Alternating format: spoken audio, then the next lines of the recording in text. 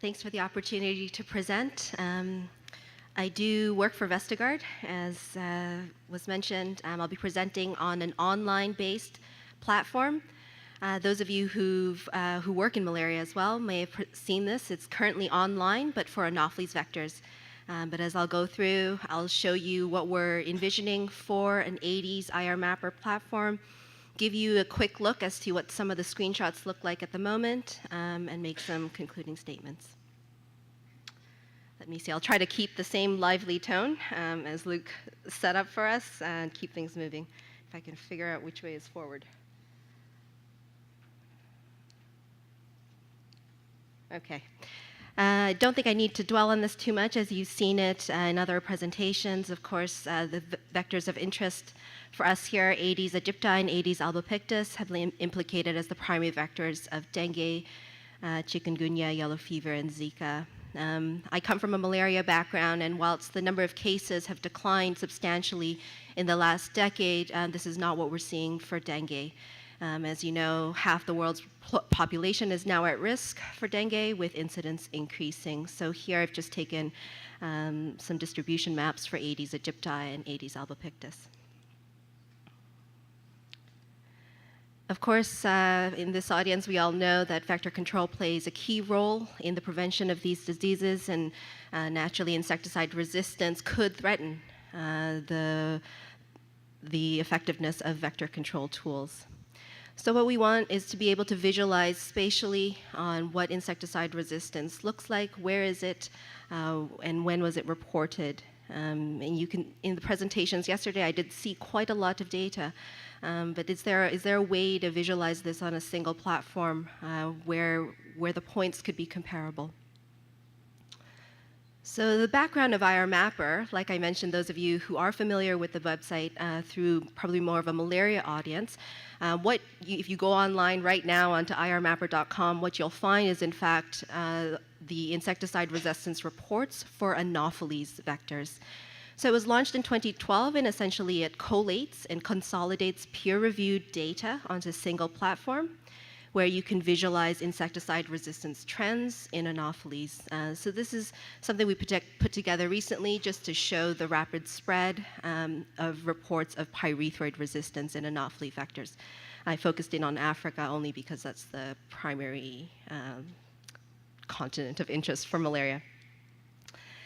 So we thought we have this platform already, and I think there's been quite a lot of interest in utilizing an existing platform for what we could do for reports of insecticide resistance in Aedes species.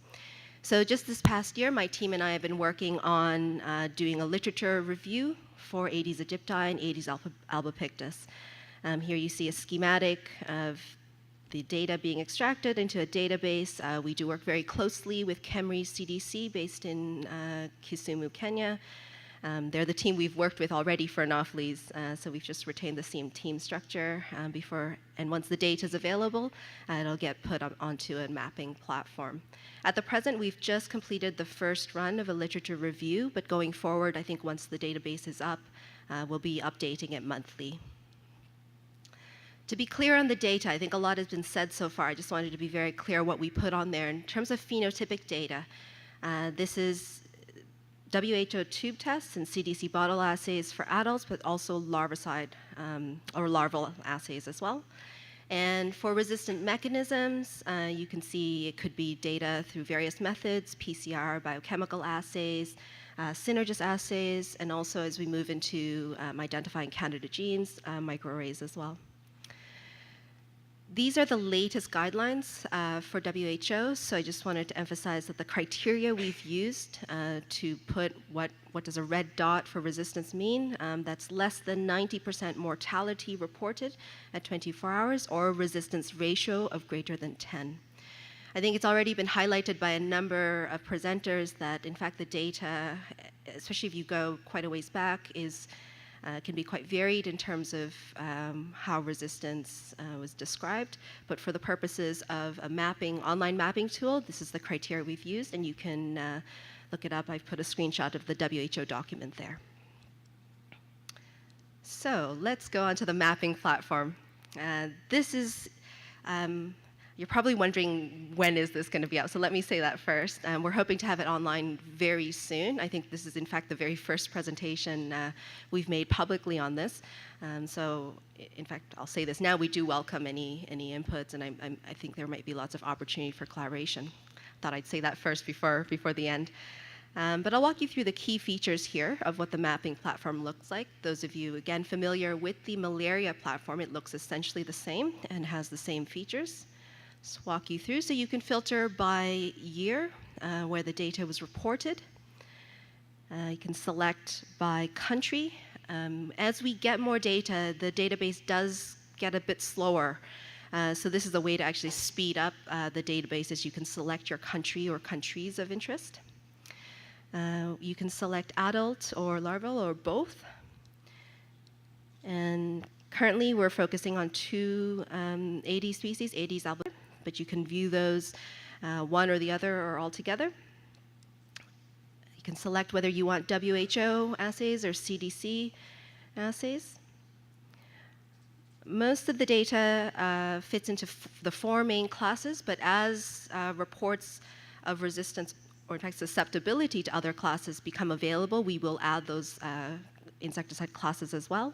And there's actually a tiny menu here. It's a little bit hidden, but it's a drop-down feature where, let's say you're only interested in one specific insecticide. It is also possible to filter just with the insecticide and not the whole class.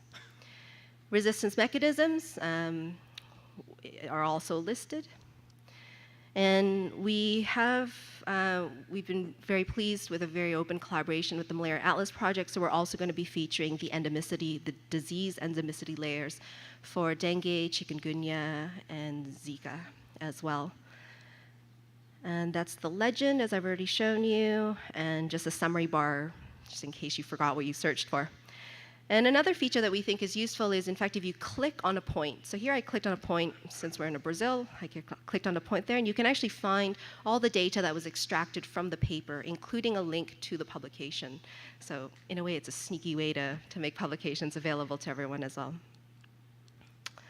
Another feature, I'm actually borrowing this from the Anopheles platform, since I didn't have data to play with, but it's the same feature. It's giving people an opportunity to view their own data alongside the published data set.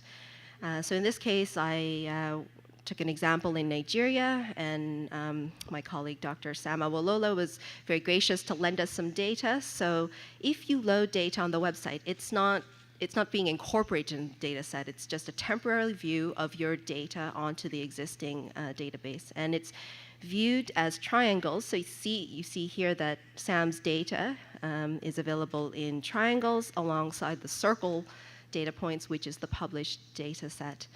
And it gives you an opportunity to look at where data gaps may exist, but also how your data looks in line with the existing resistant trends. All right, so back to Aedes here. I'll just quickly go through. I've got a couple slides of screenshots. Here you see on the top, these are the current data points available for Aedes aegypti. And in fact, 84% of the data that's currently on the mapping tool is for Aedes aegypti. I think other presenters have said this as well. There is less data available for Aedes albopictus. Certainly the majority of data is available for Asia, followed by the Americas. And as my colleague, Dr. Koulibaly mentioned, there's actually very limited data, as you can see here, for Africa. Going through the 4 main classes of public health insecticides, we'll start with the most commonly reported class of resistance, which is to organochlorines. Again, you sort of see similar trends. So some of this could be maps of really more where entomologists are working, but it also, I think, tells you a little bit of history of insecticide use in those countries. Followed by organochlorines, you see resistance to pyrethroids. Again, similar trends. And the other 2 classes, resistance to carbamates on the top there, and resistance to organophosphates. So you'll note that, in fact, 71% of the country's territories where we currently have published data for are reporting resistance to at least one class of the public health insecticides. There were some great presentations yesterday on resistance mechanisms. So it follows a similar trend, but you can see there's quite little data in Africa, or maybe very few points at all, actually. But 56% of the localities where we do have data have reported either the presence of insecticide resistance mechanisms. I haven't detailed here which mechanisms, whether they're target site or metabolic, but the tool does allow you to filter for that.